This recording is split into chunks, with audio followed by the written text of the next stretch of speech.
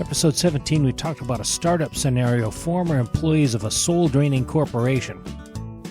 It's pretty easy for people to understand the job and the mission. Companies like this, not so much. There are 260,000 employees, institutional investors, white-collar criminals, and people don't do their jobs. About 40% of private sector workers are in companies of more than 2,500 people. Ownership of these companies is by institutions. Both of these boring manufacturing companies are 80% owned by institutions. After a while, these start being the same people.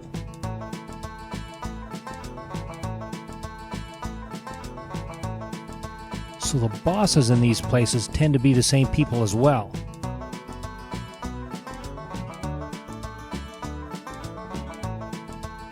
Well-connected, know each other, and rotate from company to company. I'm not ready to say this is all bad. If I had a lot of money to invest, I would want to give it to someone I knew. But this does cause a lot of problems in the workforce. Here's a rule: employee passion decreases by 50% for every level below the owners. This is just as true for huge publicly traded companies.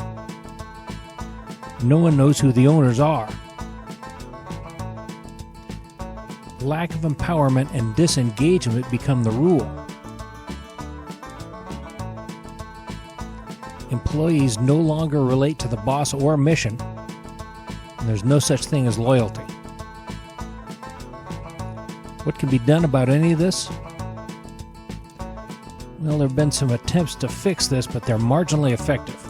There are employee ownership plans, profit sharing if there is any, management gimmicks and slogans. People doing their jobs is more related to company culture.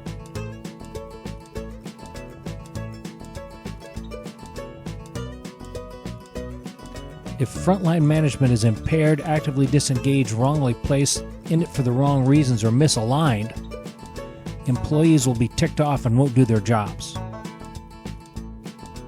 The moral? Getting people to do their jobs is difficult anyway.